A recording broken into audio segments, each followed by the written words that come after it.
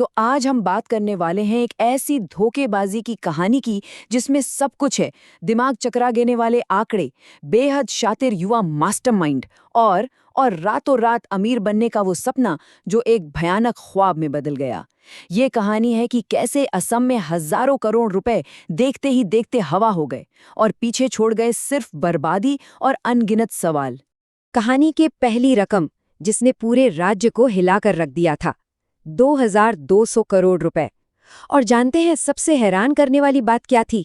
इस पूरे घोटाले के पीछे सिर्फ और सिर्फ 22 साल का एक लड़का था, विशाल फूकन। सोचिए, एक ऐसी रकम जिसने सरकार तक की नींव हिला दी। और ठीक जब सब ये सोच ही रहे थे कि मामला इससे ज्यादा और कितना बिगड़ सकता है, तभी एक और इससे भी बड़ी तबाही सामने आई। एक और भी ज्यादा दहला देने वाला आंकड़ा, 7,000 करोड़ रुपए। और इस बार नाम था डीबी स्टॉक ब्रोकिंग का, जिसने इलाके में फाइनेंशियल फ्रॉड के आप कह सकते हैं पिछले सारे रिकॉर्ड तोड़ दिए। इन चौंका देने वाले आंकड़ों के पीछे कुछ चेहरे हैं, कुछ कहानियां हैं। तो चलिए मिलते हैं इन मॉडर्न फाइनेंशियल घोटालों को अंजाम देने वाले दो चेहरों से। एक तरफ था 22 साल का विशाल फूकन, जिसने सोशल मीडिया को अपना हथियार बनाया और खुद को एक सुपर सक्सेसफुल बिजनेसमैन की तरह पेश किया। तो दूसरी तरफ 29 साल का दीपांकर बर्मन, जो बड़े बड़े इवेंट्स स्पॉन्सर करता था, सेलिब्रिटीज के साथ उठता बैठता था, ताकि भरोसे और कामयाबी की एक झूठी तस्वीर बना सके।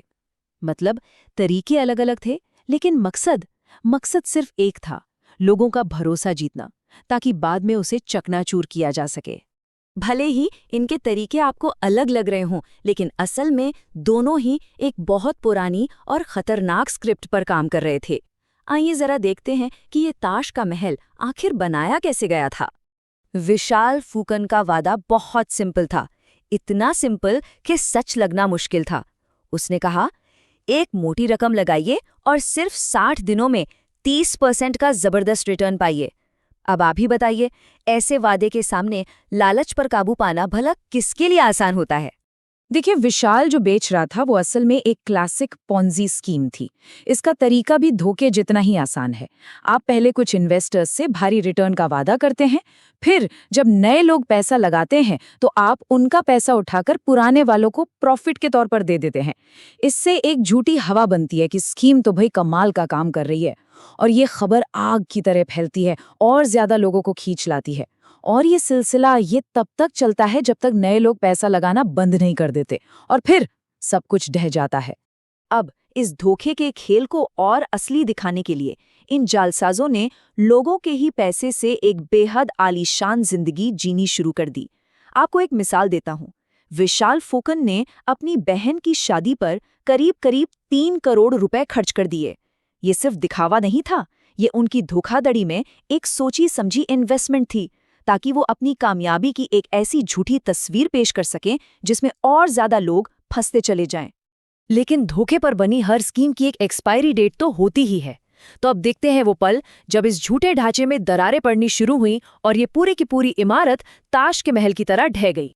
इसका अंत हमेशा एक ही तरीके से होता है। जैसे ही नए इन्वेस्टर्स का पैसा आना बंद हुआ, पुरानों को रिटर्न मिलना भी रुक गया। और जब लोगों ने सवाल पूछने शुरू किए तो विशाल और उसके साथियों ने भागने की कोशिश की, लेकिन असम पुलिस ने उन्हें पकड़ लिया।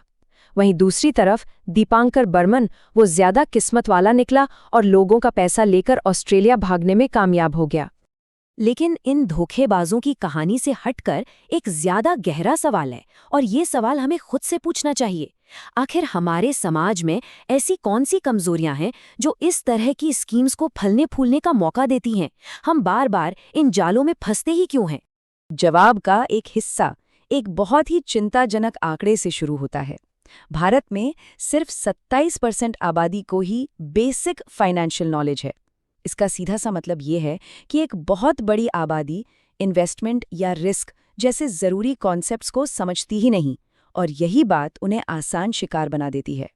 पर बात सिर्फ शिक्षा की नहीं है। सस्ते और आसान इंटरनेट ने ऐसे फ्रॉड्स को सीधे हमारे घरों तक, हमारे मोबाइल तक पहुंचा दिया है।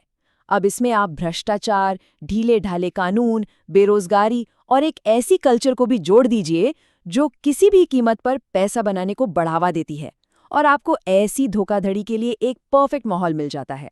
और कोई ये बिल्कुल ना सोचे कि इसमें सिर्फ कम पढ़े लिखे लोग फंसते हैं। नहीं, इस घोटाले के शिकार लोगों की लिस्ट में पढ़े लिखे डॉक्टर्स, इंजीनियर्स और बिजनेसमैन तक शामिल थे। क्यों? क्योंकि एक इमोशन है, लालच, जो तर्क और शिक्षा सब पर भारी पड़ सकता है। जल्दी और बिना मेहनत के पैसा कमाने की चाहत, बस यही। इस पूरी कहानी का सबसे बड़ा सबक यही है कि लालच की कीमत बहुत विनाशकारी हो सकती है। और ये सिर्फ पैसों का नुकसान नहीं है, ये भरोसे का, सपनों का और कभी-कभी तो किसी की पूरी जिंदगी की कमाई का नुकसान है।